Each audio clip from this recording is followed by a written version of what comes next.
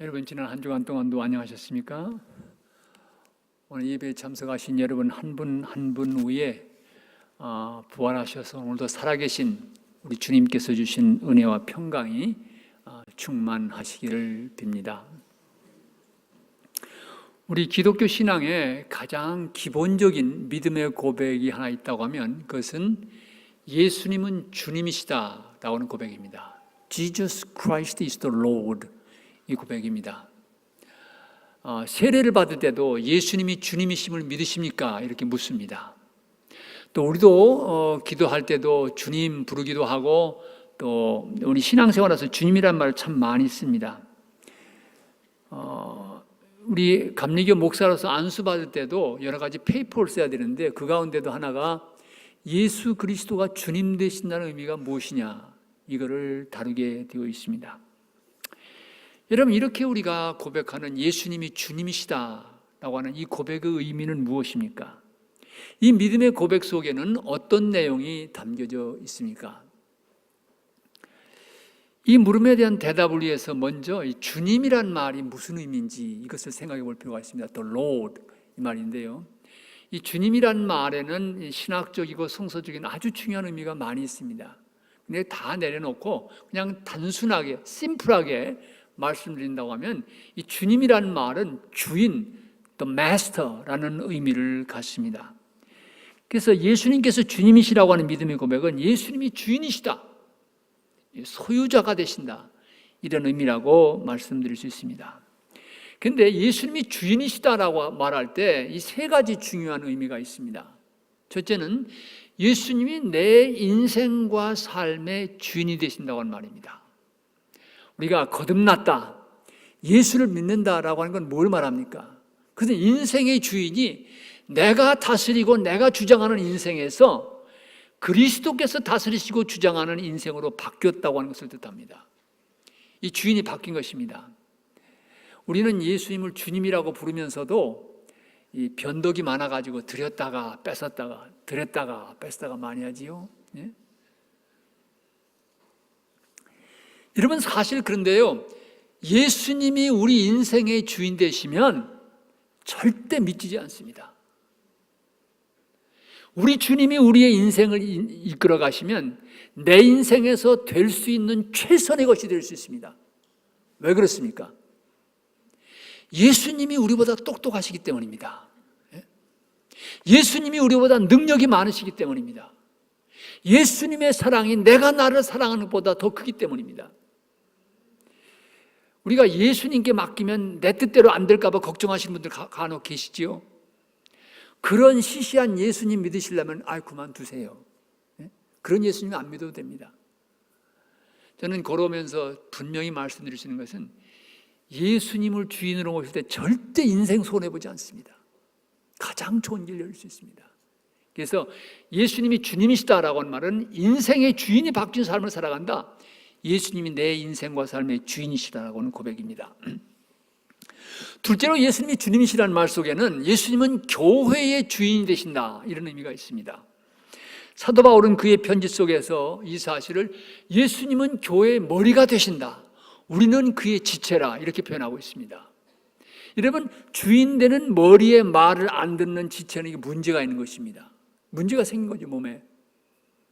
오늘 교회에서 문제가 되는 것은 주인 되시는 예수님의 뜻보다는 내 주장과 내 고집을 내세우기 때문에 문제가 되는 것입니다. 오늘 이 시대에서 교회 갱신운동을 뭘 말합니까? 교회가 새로워져야 된다. 뭐가 새로워져야 됩니까?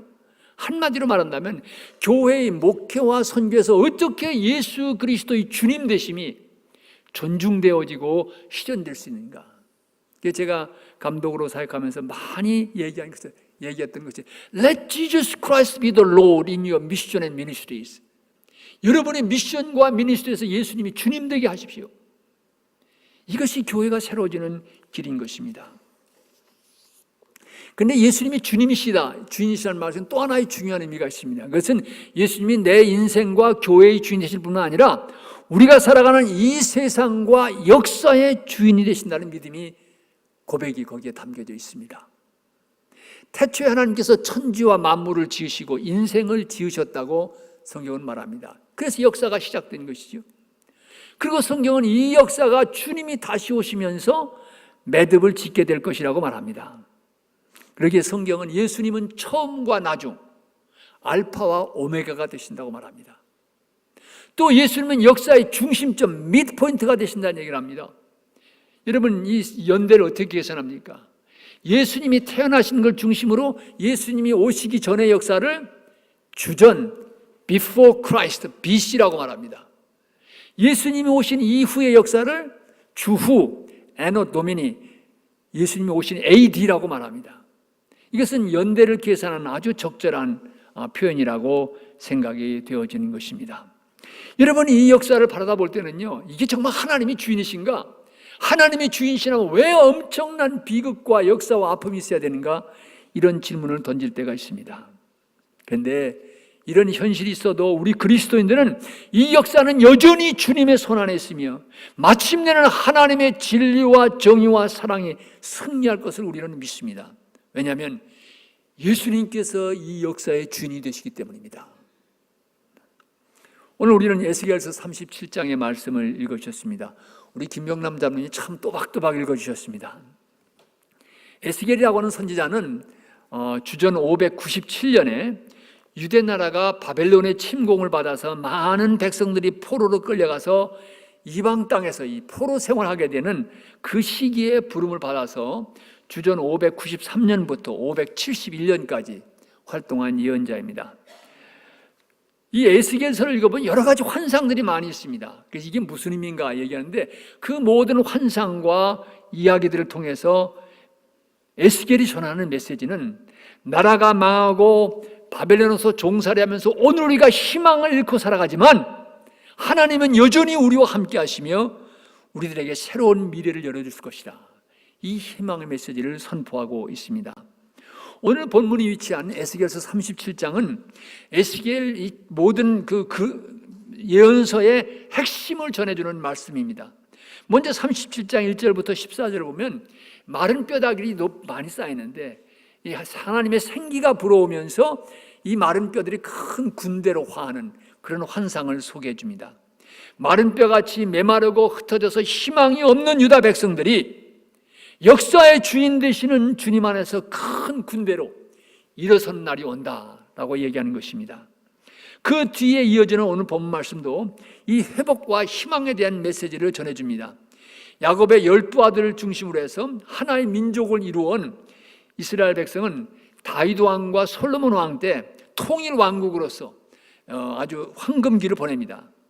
그런데 솔로몬의 아들 되는 로보암 때 와서 이 나라가 남왕국과 북왕국으로 갈라지게 됩니다.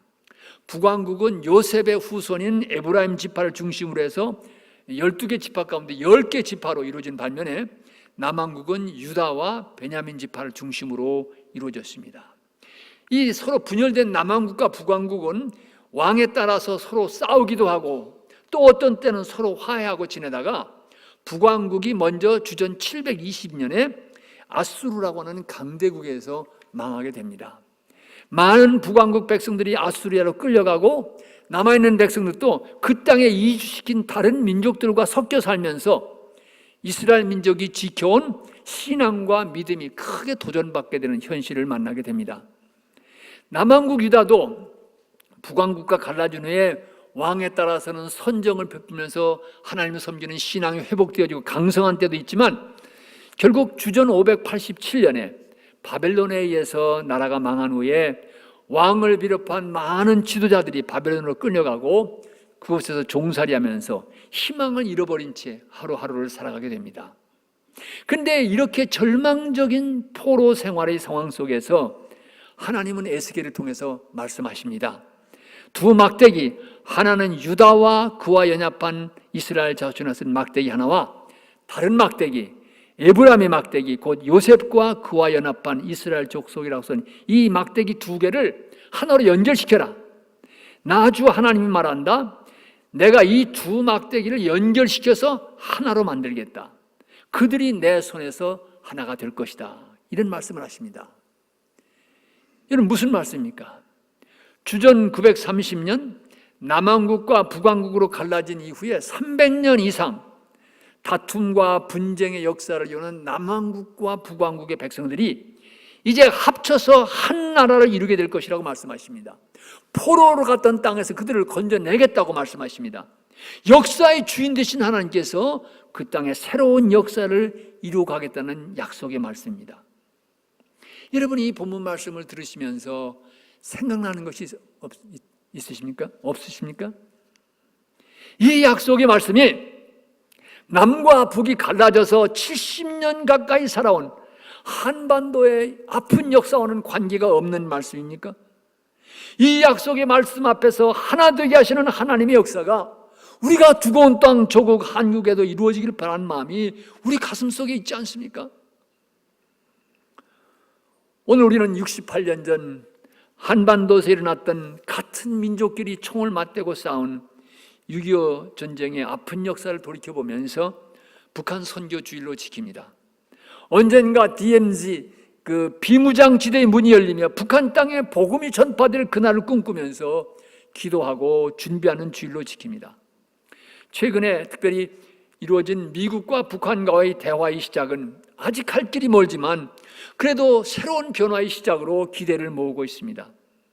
오늘 우리가 한반도의 새로운 미래를 꿈꿀 수 있는 것은 미국과 남한과 북한의 지도자들이 평화를 위해 노력하는 것, 이것도 역시 중요한 희망의 근거입니다만은 우리 그리스도인들에게는 그들보다 더 분명한 그리고 확실한 희망의 근거가 있습니다.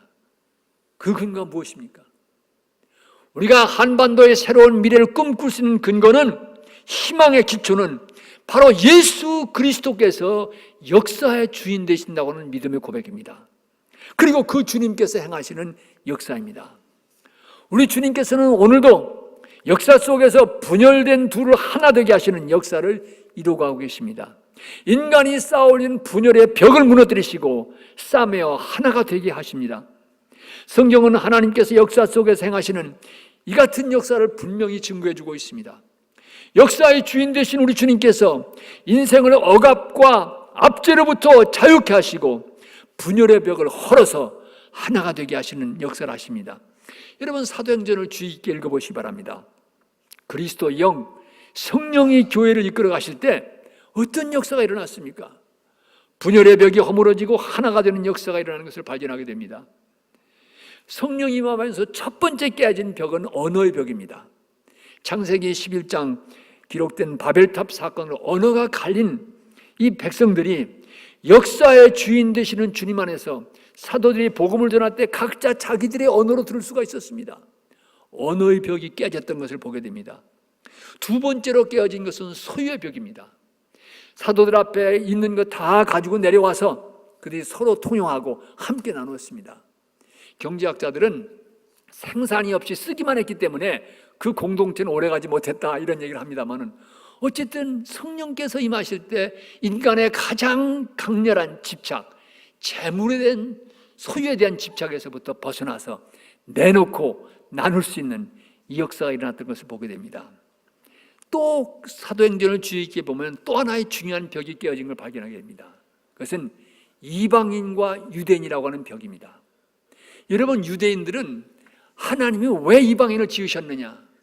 그들을 지옥불에 땔감으로 지으셨다고 했습니다. 우리도 예수님 아니었더라면 다 지옥불에 땔감 취급을 받은 이방인들 아닙니까? 그런데 예수 그리스도의 복음 안에서 성령께서 오시니까 이 편견의 벽도 깨어지고 바로 하나가 되어져서 복음 앞에 나올 수 있게 된 것을 보게 됩니다. 여러분, 우리 한국의 역사를 봐도 마찬가지입니다. 여러분, 드라마를 볼 때요, 이 역사를 드라마 보면서 아주 화가 나는 장면이 어디 있습니까? 이 양반들이 상인들을 그렇게 천대하는 거 보면요, 이건 말도 안 된다.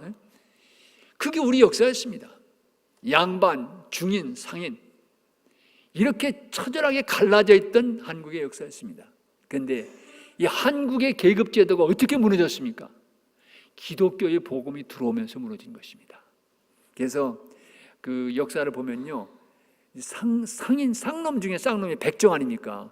백정이 예수 믿고 장로가 되니까 양반들이 아무리 예수님 안에서는 그런 차별이 없다지만 어떻게 우리가 백정의 치리를 받느냐? 그래서 따로 나가 교회를 세운 교회도 있습니다. 장로교에 보면은. 근데 어쨌든 이 벽이 무너진 것입니다. 여자는 교육받아서 안 되는 것처럼 생각했던 그 벽이 깨어진 것도 복음이 들어오면서 이루어진 것입니다. 몇 해 전에 우리 연합감리교 세계 감독회의가 있어서 베를린에 간 적이 있습니다. 거기 가서 브란덴부르크 문도 지나고 그러면서 여기 보면서 여기가 바로 장벽이 있었던 곳입니다. 근데 그 길을 걸으면서 참 가슴에 와 닿았습니다. 그러면서 드렸던 기도가, 주님, 우리 한반도에도 이 벽이 무너지는 날을 주시옵소서 기도했던 기억이 있습니다. 이 역사의 주인 되시는 주님께서는 오늘도 살아계십니다. 우리의 역사도 이끌어가고 계십니다. 두고 온 땅 한반도 역사 속에서도 주님은 하나 되는 역사를 펼쳐가고 계십니다. 여러분, 에스겔의 하나님이 우리의 하나님이십니다. 남왕국과 북왕국 이 둘이 하나 되게 하겠다는 약속의 말씀은 에스겔에만 주어진 말씀이 아닙니다. 이 말씀은 우리들, 그리고 한반도에 살아가는 우리의 형제 자매들에게도 주신 말씀입니다. 베를린 장벽을 무너뜨린 하나님께서는 한반도의 허리를 자르고 있는 이 장벽도 무너뜨리시고 남과 북을 하나 되게 하겠다고 말씀하십니다. 언제 어떤 모습으로 그날이 다가올지는 알 수 없습니다. 그러나 에스겔의 하나님이 우리가 믿는 하나님이시라면 우리 주님께서는 한반도에서도 남과 북을 하나 되게 하는 역사를 이미 시작하셨고 또 이루어 가실 것입니다. 우리가 믿는 주님 예수 그리스도는 한반도의 역사에서도 주인이 되시는 분이십니다. 이어서 드리고 싶은 말씀이 있습니다. 여러분, 한반도의 새날을 열어가시려는 이 주님의 역사 앞에 쓰임받기 위해서 우리 모두가 정말로 요청되는 마음가짐이 있습니다. 특별히 북한 선교를 말할 때 이 마음가짐은 절실히 요청된다고 생각합니다. 뭡니까? 그것은 humility, 겸손입니다. 여러분, 왜 겸손이 필요합니까? 무엇보다도 먼저 기억할 것은 선교의 주체는 우리들이 아니라고 하는 사실입니다. 선교의 주체는 북한 땅을 긍휼히 여기시고 건지시려는 우리 주님이십니다. 우리는 이 주님의 부르심에 따라 쓰여지는 도구들일 뿐입니다. 그러기에 필요한 것은 북한 선교를 위한 나의 비전, 우리의 비전이 아니라 우리 주님의 비전입니다. 이 주님의 비전을 분별하고 따르는 겸손함이 그래서 요청되는 것입니다. 만일 북한 땅이 열리면 어떻게 될까요? 오늘 그 크리스찬 문인은 이런 이야기를 한 적이 있습니다. 북한 땅이 열리면 남한에서 제일 먼저 들어갈 사람이 누굴까? 아마도 부동산 투기꾼일 것이다. 가서 땅 사고 다 이제 그렇게 할 거라는 거죠. 그 다음에 아마도 돈 좀 있다고 하는 졸부들이 평양 거리를 거니면서 어여쁜 북한 여성들을 향락의 대상으로 삼으려는 이런 위험이 일어나지 않을까 걱정된다. 이런 글을 쓴 적이 있습니다. 여러분, 교회들은 어떨 것 같습니까? 아마 북한 땅이 열리면 서로 들어가서 예배당 짓고 선교센터 짓겠다고 난리가 나겠지요. 여러분, 북한 땅에 새로 세워지는 교회들은 제발 우리 교회, 우리 교단 자랑하는 것이 아니라 우리 모두가 진정 한 마음 한뜻되어 북한 땅 형제와 자매들을 사랑하는 그 사랑을 가슴에 품고 그들에게서 듣고 그들과 함께 세워갔으면 좋겠습니다. 우리 한국교회가 선교사들을 많이 보낸 건 감사한데요, 가서 서로 경제하고 선교센터 짓느라고 중복 투자하고 이런 모습이 북한 땅에서는 좀 재현 안 됐으면 좋겠습니다. 사실 우리가 북한 선교를 주도하겠다는 생각은 정말 주제 파악을 바로 못한 것입니다. 왜냐하면 저는 북한 땅에 지금도 숨어있는 그리스도의 사람들이 있다고 믿습니다. 얼마 전에 남한으로 망명한 그 태영호 공사도 정치적인 목적으로 선전 목적으로 교회를 세웠는데 그 교회를 통해서 진짜 그리스도인이 생겼다고 하는 얘기를 한 적이 있습니다. 어제 강연했던 그 북한 자유방송의 김성민 대표도 그런 얘기를 했습니다. 자기는 북한 땅에 지하견이 없다고 생각했대요. 그런데 그 할아버지 할머니 때부터 이어온 신앙을 이어가는 사람들이 있다고 하는 것입니다. 그리고 특별히 그 북한과 중국의 국경지대에서 많은 선교사들이 들어가서 북한 사람들이 오면 그들을 그 아파트에서 일주일, 2주일 같이 합숙하면서 신앙 훈련해서 들여보냈다고 하는 것입니다. 그래서 자신이 운영하는 방송국에서 일하게 된 사람도 바로 그런 신앙의 유산을 이어받아온 사람이 있었다는 얘기를 했습니다. 그래서 자기는 분명히 북한 땅에 지하견이 있다, 그런 얘기를 어제 하는 걸 들었습니다. 여러분, 그분들이 어떤 분들입니까? 북한의 그리스도인들이 어떤 분들입니까? 그들은 들키면 죽을 것 각오하고 목숨 내몰고 예수 믿은 사람들입니다. 그분들의 신앙은 그만큼 투철하고 철저하다고 말할 수 있습니다. 사실 신앙의 자유가 보장된 땅에서 생명 위험 느끼지 않고 편안하게 예수 믿은 우리들은 오히려 그들에게서 배우고 도전을 받아야 합니다. 저는 그렇게 생각합니다. 우리 감독회의에서 이제 같이 모이면 우리도 속회를 합니다. 카비넌트 그룹이라고 해서 매일 모여서 아침에 이제 1시간씩 같이 보내는데요. 아프리카에서는 일부 감독님들의 이야기를 듣다가 보면 정말 가슴이 뜨거워지고 감동이 되는 도전을 받을 때가 많이 있습니다. 왜냐하면 그분들은 나라가 이제 종족 간의 분쟁이 일어나가지고 이 전쟁이 벌어지면요, 인종 청소하듯이 사람을 죽이는 거예요. 그런데 그런 전쟁의 터전에서 목숨 걸고 죽음의 고비를 넘기면서 예수를 믿은 그 이야기를 들으면요, 정말 가슴속에 깨닫는 것이 많습니다. 고난의 불가마를 통과한 그분들의 믿음은 살아있고 생명력이 넘침을 느낄 때가 많습니다. 이런 이야기를 들으면 우리 미국에 있는 감독들은 대개 그런 얘기를 해요. We have never had that kind of experience. 우리는 그런 경험한 적이 없다, 이런 얘기를 많이 하는데요. 그래서 사실은 그분들에게서 깨닫고 배우는 것이 많습니다. 여러분, 고난의 불가마 속에서, 핍박 속에서 믿음을 지킨 북한 땅 형제 자매들 앞에서 우린 좀 낮아져야 됩니다. 이 겸손함이 필요합니다. 이 겸손함으로 북한 선교에 임해야 합니다. 우리가 북한 선교를 주도하겠다고 하는 생각은 하나님 앞에서, 그리고 지하교회에서 목숨을 걸고 믿음을 지켜온 형제 자매들 앞에서 분수를 모르는 생각입니다. 이런 태도는 흔히 하는 세상 사람들이, 분수를 모르는 사람 뭐라고 얘기합니까? 번데기 앞에서 주름 담는다고 합니다. 어떤 때는 부도차 앞에서 삽질한다는 얘기를 합니다. 주제 파악을 못한다는 얘기지요.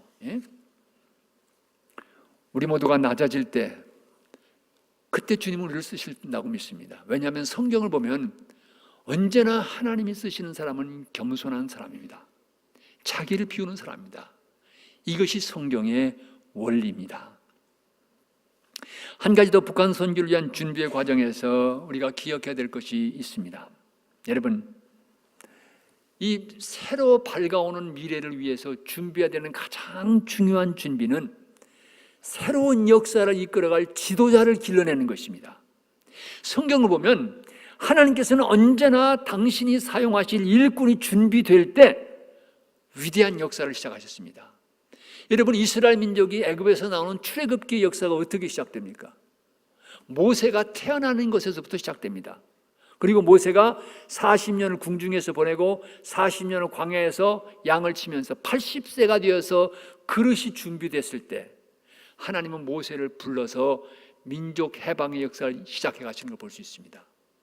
이스라엘 민족이 사사시대에서 왕을 세우는 왕국시대로 넘어가는 역사의 전환기가 어떻게 시작됩니까? 사무엘서 1장을 보면 한나라고 하는 여인에게서 사무엘이 태어나는 것부터 시작합니다. 사무엘이 준비되었을 때 하나님은 그를 쓰셔서 왕을 세우고 민족의 역사가 사사시대에서 왕국시대로 옮겨가는 걸 보게 됩니다. 사도행전 13장에 보면 안디옥 교회가 땅끝까지 복음을 전하기 위해서 바울과 바나바를 보냅니다. 그 역사 이전에 어떤 일이 있습니까? 사도행전 9장에서 바울이 부활하신 예수님 만나면서 뒤집어지는 것입니다. 하나님이 쓰실 수 있는 그릇이 준비됐을 때 땅끝까지 복음을 전하는 역사가 시작되는 걸 보게 됩니다. 그런데 여러분, 북한 선교를 위해서 일꾼을 길러낸다고 하는 이 사역에서 정말 중요한 사실이 있는데요, 가장 중요하고 이펙티브, 효율적인 선교는 현지인을 사용하는 것입니다. 현지인을 통한 선교가 훨씬 더 효과적인 것입니다. 그렇다고 하면 이미 미국 땅과 한국에 나와 있는 탈북한 동포들을 북한 선교를 위한 일꾼들로 양육하는 일은 아무리 강조해도 그 중요성이 지나치지 않습니다. 이것은 지난 10년 동안 제가 이 탈북민들을 돕는 미국 내에 와 있는 탈북민들로 이 둘이 하나라고 하는 조그마한 선교기관에 관여하면서 다시 한번 느끼고 깨달은 것입니다. 여러분, 북한 인권법이 통과되면서 지금까지 미국에 한 200명이 넘는 북한 주민들이 난민으로 이 땅에 찾아와서 새 삶을 살아가고 있습니다. 그리고 남한 땅에는 3만 1,000명이 넘는 탈북민들이 살아가고 있습니다. 여러분, 3만 명이 넘는 북한 주민들이 남한 땅을 찾아올 때 우리 하나님은 뭐 하셨을까요? 너희들 가서 각자 알아서 잘 살아라? 그러실까요? 북한 주민의 3만 명이 넘어오는데 그 배후에 그들을 향한 하나님의 기대가 없으시겠습니까? 저는 분명히 있다고 믿습니다. 그분들은 바로 다가오는 한반도의 새로운 내일을 위해서 하나님께서 쓰실 수 있는 일꾼들로 훈련받기에 보냄을 받았다고 저는 믿습니다. 그리고 무엇보다도 그분들은요, 남과 북이 하나 되는 그날을 위해서 우리 남한의 동포들을, 미국에 있는 한인들을 준비시키고 훈련시키는 하나님이 보낸 선발대, 선생님들이라고 저는 생각합니다. 여러분, 한국에 있는 교회들이요, 처음 북한 주민들이 넘어오기 시작했을 때 환영하고 굉장히 환대했습니다. 돈도 주고 많이 도와줬는데요, 시간이 지나면서 이 탈북민들의 의식 구조라든지 생활하는 태도를 보고 전 실망해서 많은 교회들이 탈북민 선교에서 손을 떼었다고 합니다. 감사할 줄 모른다는 얘기도 나오고요, 돈만 더 준다면 언제든지 딴 교회 가고, 그러니까 이건 아니다, 그런 교회들이 많아졌다고 하는 것입니다. 그런데 여러분, 70년의 역사가, 분단의 역사가 계속됐다고 하는 것은 우리는 솔직히 인정해야 됩니다. 남과 북이 많이 달라졌다는 것 겸손히 받아들일 수 있어야 됩니다. 그런데 한 가지 깊이 생각해야 될 것은, 남한 땅을 찾아온 3만 1,000명의 탈북한 동포들을 우리가 품지 못한다고 하면 어떻게 통일되는 날 2,500만 되는 북한 동포를 품을 수 있겠습니까? 북한 사람들은 이렇게 생각하고 이런 삶의 태도를 가지고 있다고 하는 것, 미리 가르치고 훈련시키는 도구들로 주님께서 그들을 우리에게 보내지 않으셨나, 이런 생각을 해보게 되는 것입니다. 여러분, 탈북민들은 우리를 준비시키기 위해 하나님께서 선발대로 보내주신 분들입니다. 그리고 그분들 가운데서 지도자를 길러내는 것은 미래의 북한 선교를 위한 가장 중요한 투자라고 말씀드릴 수 있습니다. 지난주에 우리 버지니아 연회가 열렸는데요, 미국계 여러 성도들이 저를 찾아와서 물었습니다. 감독님, 최근 한반도에서 일어나고 있는 일을 어떻게 생각하십니까? 제가 그런 얘기를 했습니다. 참으로 뜻깊은 변화의 시작인데 조금 더 기도하면서 지켜볼 필요가 있을 것 같습니다. 왜냐하면 과거에도 훌륭한 성명서가 발표된 적이 있지만 시간의 흐름 속에서 진정한 변화는 찾아오지 않고 오히려 악화되는 결과를 가져왔기 때문에 조금 더 주의 깊게 지켜보는 것이 좋겠습니다, 이런 얘기를 했습니다. 그러나 어쨌든 한반도에서 변화의 물결은 일기 시작한 것입니다. 우리가 새로운 희망을 갖게 되는 것은 정치 지도자들이 바뀌었기 때문일 수 있습니다. 그러나 여러분, 우리 그리스도인들의 궁극적인 희망의 근거는 정치 지도자들도 중요하지만 그들보다는 역사의 주인 되시는 우리 주님 예수 그리스도이십니다. 남과 북을 하나 되게 하겠다고 약속하신 주님의 말씀과 약속입니다. 분열을 넘어서 하나 되게 하시는 하나님의 역사 때문입니다. 언제 어떤 과정을 통해서 어떤 사람들을 이용하셔서 남과 북을 하나 되게 할지 우리는 아직 알 수 없습니다. 그러나 한반도 역사의 궁극적인 운전자가 누구입니까? 그분은 우리 주님 예수 그리스도이십니다. 그분은 오늘도 한반도 역사의 주인, 운전자가 되시는 분이십니다. 최근에 한국을 방문한 독일 통일의 산 증인인 베르너 크레첼 목사님이라는 분에 대한 기사가 그 동아일보 인터넷판에 실린 것을 읽은 적이 있습니다. 그분은 이제 통일을 준비하는 한국교회에 대해서 여러 가지 권고를 하셨는데, 기자가 마지막으로 인터뷰하면서 평화의 정착을 위해서 종교가 할 일이 무엇입니까? 라고 물으니까 그 목사님이 이렇게 대답하셨습니다. 무엇보다도 중요한 것은 기도하는 일입니다. 무엇보다도 중요한 것은 기도하는 일입니다. 나도 한반도의 평화를 위해서 기도하겠습니다. 여러분, 독일 통일의 역사를 아시죠? 동독 라이프 라이프치히에서 성 니콜라스 교회에서 기도 운동이 벌어졌던 걸 잘 알고 있습니다. 그 역사가 있기 때문에 그분은 기도의 중요성을 알았던 것 같습니다. 무엇보다도 중요한 것은 기도하는 일입니다. 그렇습니다. 북한 선교를 위해서 여러 가지 준비를 해야 됩니다. 그러나 가장 중요한 것은 우리 함께 기도하는 일입니다. 역사의 주인 되시는 우리 주님께 기도하고 그분의 인도하심을 구하는 것입니다. 그러기에 저는 오늘 제가 이 강단에 설 때마다 여러분에게 목회하면서 여러 번 말씀드렸던 한 말을 다시 소개하면서 제 설교를 마치겠습니다. 여러분, 기도보다 앞서가지 마시기 바랍니다. 기도보다 앞서가지 마시기 바랍니다. 기도가 먼저입니다. 북한 선교도 기도보다 앞서가지 마시기 바랍니다. 아멘. 기도하십시다.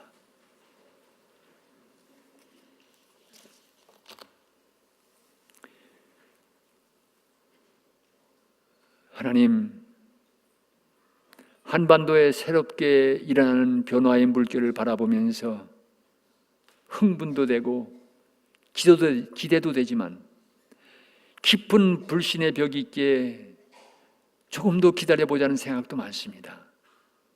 하나님, 더디더디 마시고 그 땅에 새날을 주시옵소서. 에스겔을 통해서 백성들을 포로된 땅에서 불러내고 하나가 되게 하겠다고 약속하셨던 하나님, 우리도 하나 되는 그날을 주시옵소서.